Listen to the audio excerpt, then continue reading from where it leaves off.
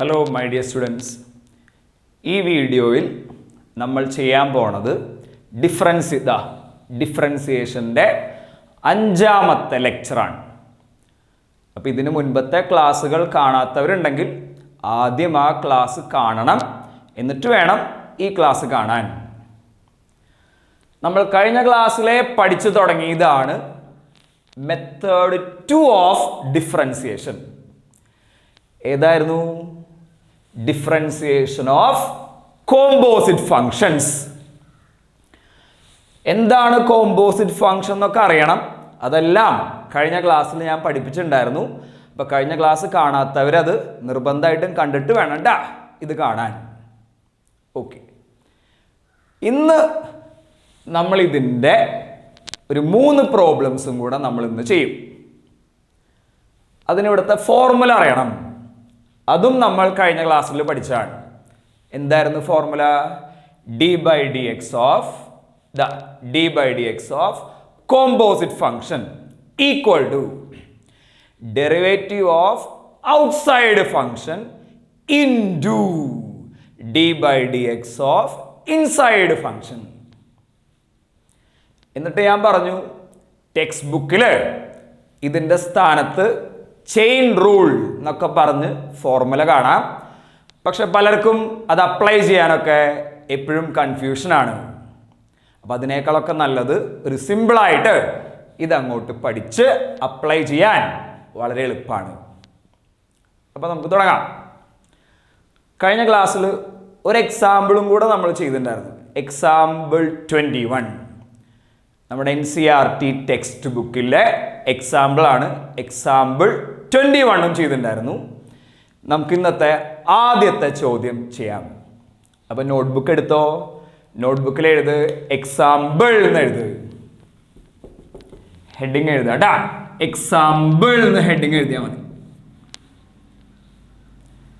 നമ്മൾ കഴിഞ്ഞ ക്ലാസ്സിൽ ചെയ്ത ആ എക്സാമ്പിൾ 21 പോലത്തെ ഒരു എക്സാമ്പിൾ നമുക്ക് ഒന്നുകൂടെ ചെയ്യാം. അപ്പോൾ ആ കഴിഞ്ഞ ക്ലാസ്സിലത്തെ ആ പ്രോബ്ലം ഒന്നുകൂടെ ഉറക്കട്ടെ, മനസ്സിലാവട്ടെ. അതിനുവേണ്ടി അതേപോലത്തെ ഒരു എക്സാമ്പിളും കൂടെ നമുക്കിന്ന് ചെയ്യാം. ചോദ്യം എഴുതിക്കോട്ടെ. ആദ്യം എക്സാമ്പിൾ എന്ന് എഴുതിയിട്ട് താഴെ നോട്ട്ബുക്കിൽ ചോദ്യം എഴുതിക്കോ.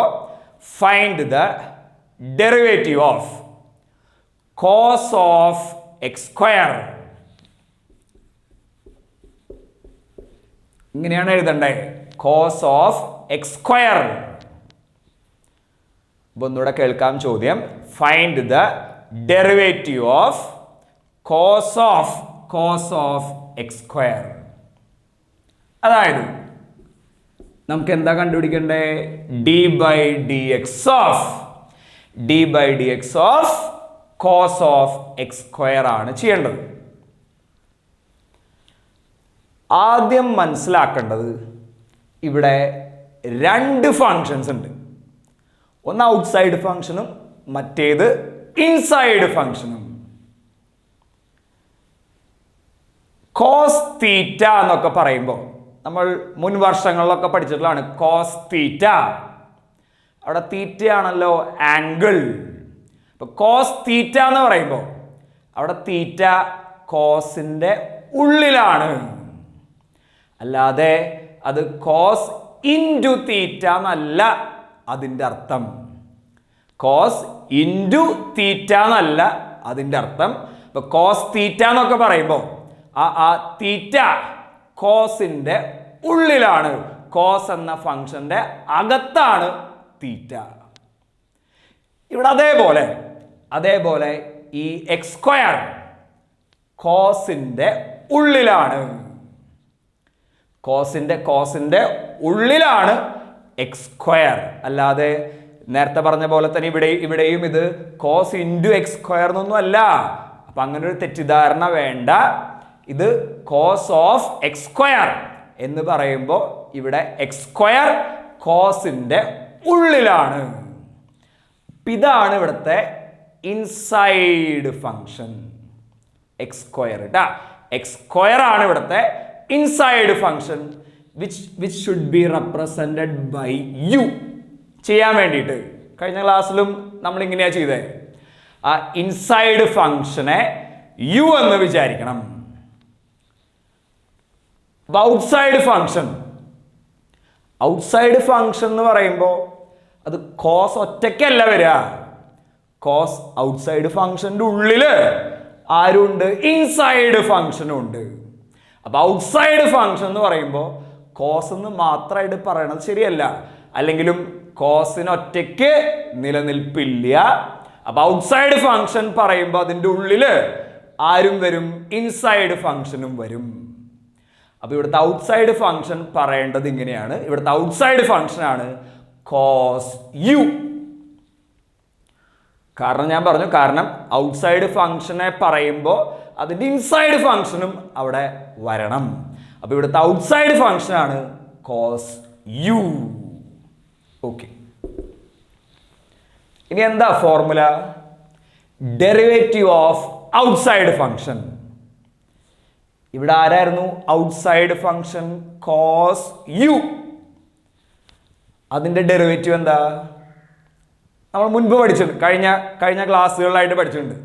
കോസ് എക്സിന്റെ ഡെറിവേറ്റീവ് ആണ് minus sine X.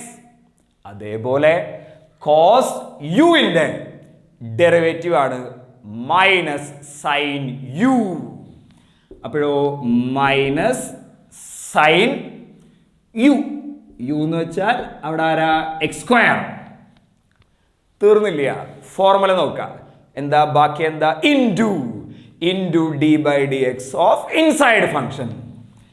Into d by d x of ഇവിടുത്തെ ഇൻസൈഡ് ഫംഗ്ഷൻ ആണ് എക്സ് സ്ക്വയർ ഈക്വൽ ടു, ഇത് എക്സ് റേസ് ടു എൻ വെച്ച് ചെയ്യാൻ പറ്റൂട്ടാ. D by d x of x raise to n കഴിഞ്ഞ ക്ലാസ്സിൽ നിന്ന് പഠിക്കേണ്ട. എന്താ formula? N x raise to n minus 1. ഞാൻ ചെയ്യാം minus sine of x square into d by d x of x raise to n. Formula എന്തായിരുന്നു? N x raise to n minus 1. അപ്പൊ ദാ 2 എക്സ് റേസ് ടു 2 മൈനസ് 1 വരും equal to minus sine of x square into ഇത് x raise to 1 വരും. X raise to 1 ആണ് X. അപ്പോഴോ into 2x. ഇനി ഇതിനെ വേണമെങ്കിൽ മുൻപിലേക്ക് ഇടാം. അതിനും കാരണമുണ്ട്. കാരണം ഇവിടെ പലർക്കും തോന്നും ഇതൊക്കെ സൈൻ്റെ ഉള്ളിലാന്ന്. അല്ല, ഇവിടെ സൈൻ്റെ ഉള്ളില് ആര് മാത്രമേ ഉള്ളൂ? എക്സ് സ്ക്വയർ മാത്രമേ ഉള്ളൂ. ഇത് വേറെ ആളാണ്. അപ്പൊ അതുകൊണ്ട് ഇപ്പം അങ്ങനെ ഒരു തെറ്റിദ്ധാരണ വേണ്ട. ഇതെടുത്തിട്ട് മുൻപിലേക്ക് ഇടാം. അപ്പോഴോ equal to minus 2x sine of x square. ഇങ്ങനെയാണ് ചെയ്യേണ്ടത്. ഇതേപോലത്തെ ചോദ്യം തന്നെയായിരുന്നു നമ്മൾ കഴിഞ്ഞ ക്ലാസ്സിൽ അവസാനം പഠിച്ചത്. ഇനി അടുത്ത നമ്പർ എഴുതിക്കോട്ടെ. നോട്ട്ബുക്കിൽ അടുത്ത നമ്പർ എഴുതുക. എക്സാമ്പിൾ 22 എന്ന് കൊടുത്തോളൂ. ടെക്സ്റ്റ് ബുക്കിലത്തെയാണ്, നമ്മുടെ NCERT ടെക്സ്റ്റ് ബുക്കിലുണ്ട്. എക്സാമ്പിൾ 22 ബ്രാക്കറ്റിൽ എഴുതിക്കോ. Text book page 165. ചോദ്യം എഴുതിക്കോട്ടെ. ഫൈൻഡ് ദ ഡെറിവേറ്റീവ് ഓഫ്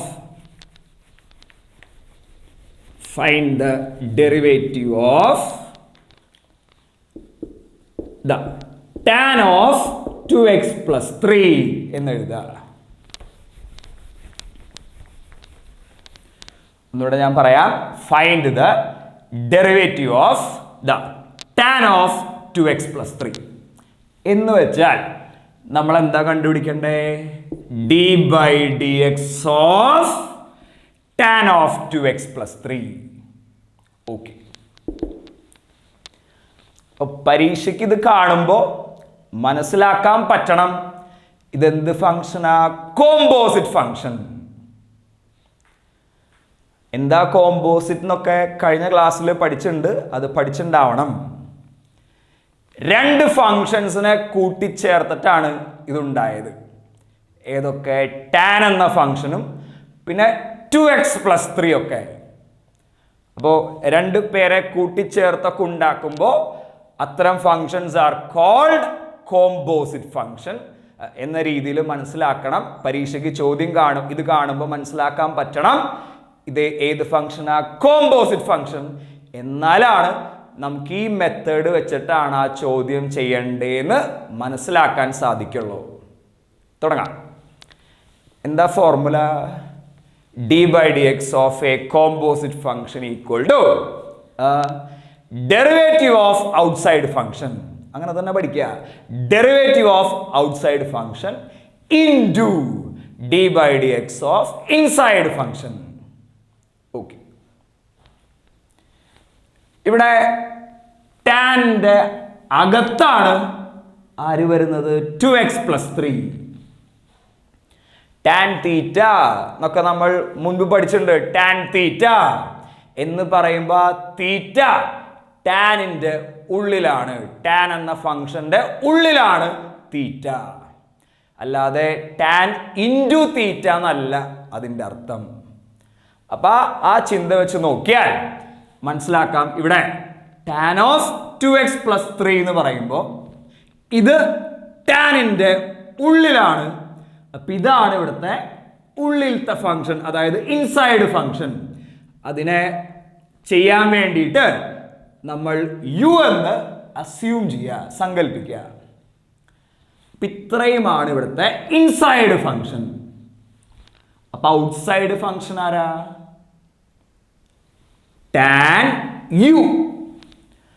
അത് ഞാൻ നേരത്തെ പറഞ്ഞു, ടാൻ ഒറ്റയ്ക്കല്ല പറയേണ്ടത്, അല്ലെങ്കിലും ടാൻ ഒറ്റയ്ക്ക് നിലനിൽപ്പില്ല.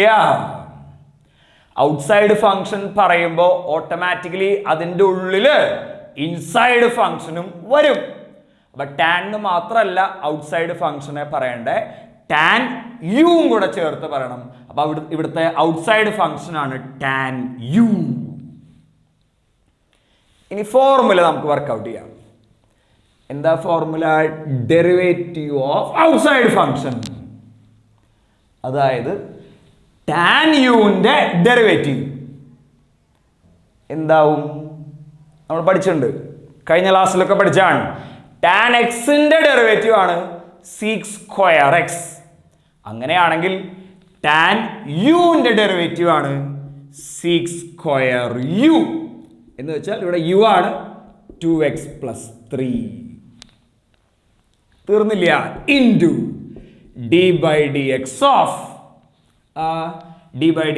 അവിടെ ഉണ്ട് d/dx ഓഫ് ഇൻസൈഡ് ഫംഗ്ഷൻ. ഇവിടുത്തെ ഇൻസൈഡ് ഫംഗ്ഷൻ ആരാ?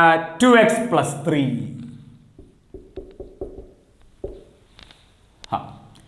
Equal to sec² 2x+3 into ഇവിടെ നമുക്ക് ഓൾജിബ്ര ഓഫ് ഡെറിവേറ്റീവ്സ് അപ്ലൈ ചെയ്യാം. അതും കഴിഞ്ഞ ക്ലാസ്സുകളുണ്ട്, പഠിച്ചിട്ടുണ്ടാവണം. ഇവിടെ എന്താ അപ്ലൈ ചെയ്യേണ്ടത്? Algebra of derivatives. അപ്പോഴോ d/dx ഓഫ് 2x ഇത് സ്പ്ലിറ്റ് ചെയ്ത് ചെയ്യാം എന്നൊക്കെ അന്ന് പഠിപ്പിച്ചാണ്. d/dx of 2x plus d/dx of 3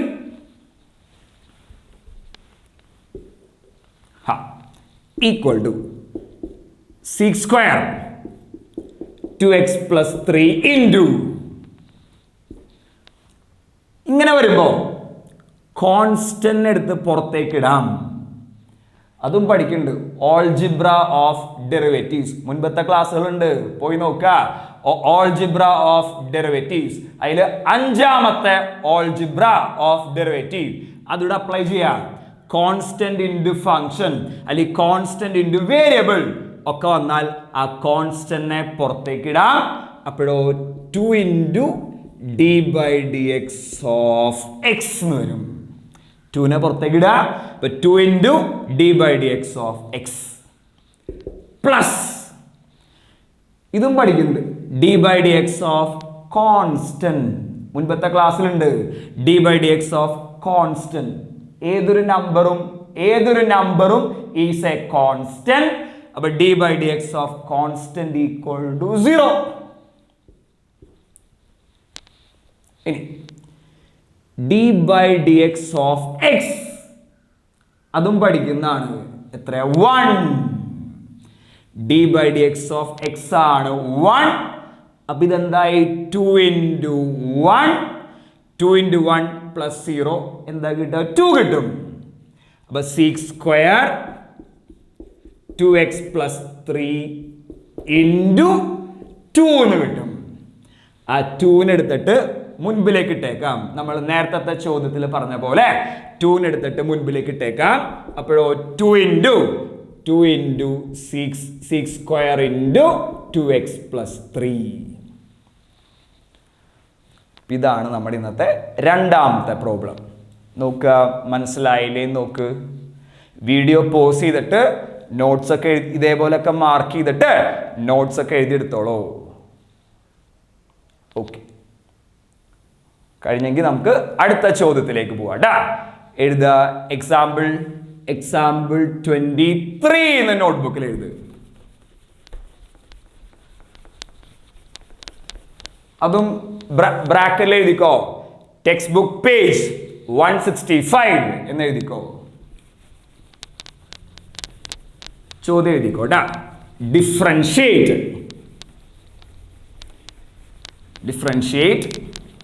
എവിടെ എഴുതാം?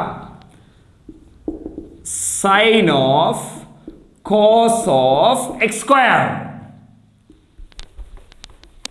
ഇതുവരെ എഴുതി differentiate sine of cos of x square with respect to x എന്നൂടെ എഴുതാം.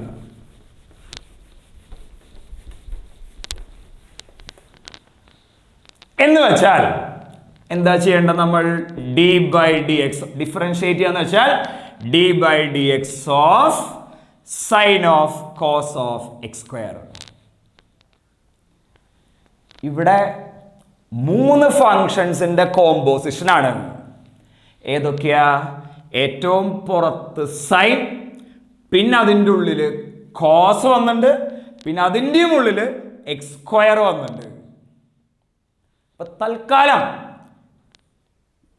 ഇത്രയും ഭാഗം ഇൻസൈഡ് ഫംഗ്ഷൻ ആയിട്ട് ആദ്യം എടുക്കാം. ഇത്രയും ഭാഗം ഇൻസൈഡ് ഫംഗ്ഷൻ, അതായത് യു എന്ന് പേര് വിളിക്കുക. അപ്പൊ ഔട്ട്സൈഡ് ഫംഗ്ഷൻ ആരാ? Sine U.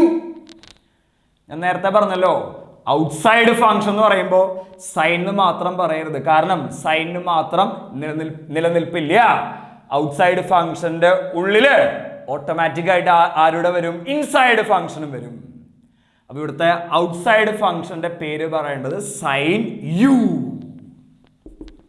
നമുക്ക് ചെയ്യാൻ തുടങ്ങാം. എന്താ formula? Derivative of outside function. Sine u ആണ് ഇവിടുത്തെ ഔട്ട്സൈഡ് ഫംഗ്ഷൻ.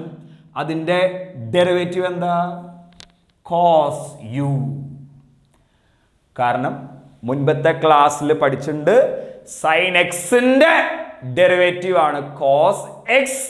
അങ്ങനെയാണെങ്കിൽ സൈൻ യുവിന്റെ ഡെറിവേറ്റീവ് ആണ് കോസ് യു.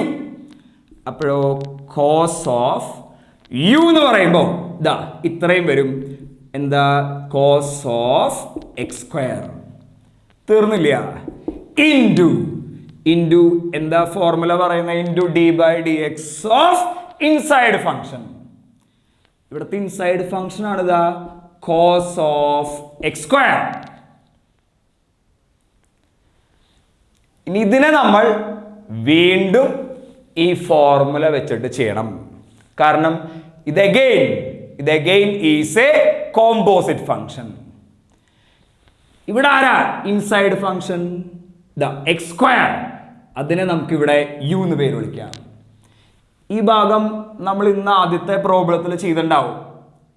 നോട്ട്ബുക്ക് നോക്ക്, ആലോചിച്ച് നോക്ക്, കാണാം. അല്ലെ ഈ വീഡിയോ ഒന്നുകൂടെ തുടക്കം തൊട്ട് കണ്ടാൽ ആദ്യത്തെ ചോദ്യം ഇതായിരുന്നു, d by d x of cos of x square. അത് ചെയ്ത അതേപോലെ ഇത് ചെയ്യുക. അപ്പൊ ഇത് എക്സ് സ്ക്വയർ ആണ് ഇവിടുത്തെ ഇൻസൈഡ് ഫംഗ്ഷൻ. അപ്പൊ അതിനെ യു എന്ന് വിളിക്കുക. അപ്പൊ ഇവിടുത്തെ ഔട്ട്സൈഡ് ഫംഗ്ഷൻ ആരാവും? Cos U.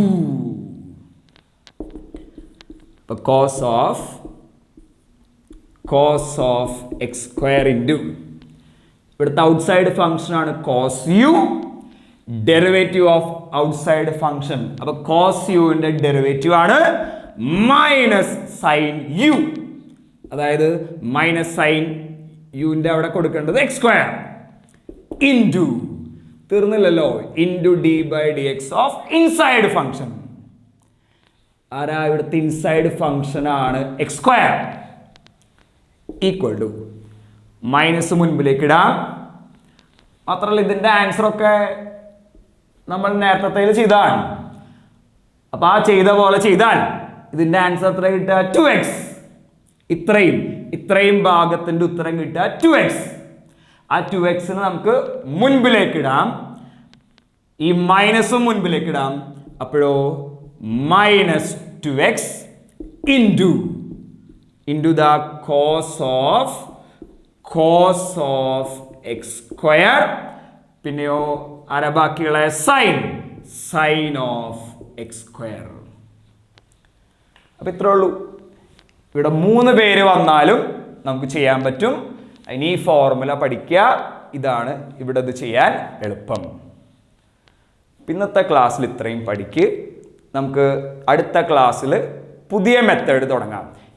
ഇപ്പോൾ NCERT ടെക്സ്റ്റിലെ ഈ ഭാഗത്തെ ഈ ടോപ്പിക്കിന്റെ എക്സാമ്പിൾസ് ഒക്കെ നമ്മൾ ചെയ്തു. എക്സാമ്പിൾ 21, എക്സാമ്പിൾ 22, പിന്നെ എക്സാമ്പിൾ 23 ആണ് ടെക്സ്റ്റ് ബുക്കിൽ വരുന്ന ഇതിന്റെ എക്സാമ്പിൾസ്.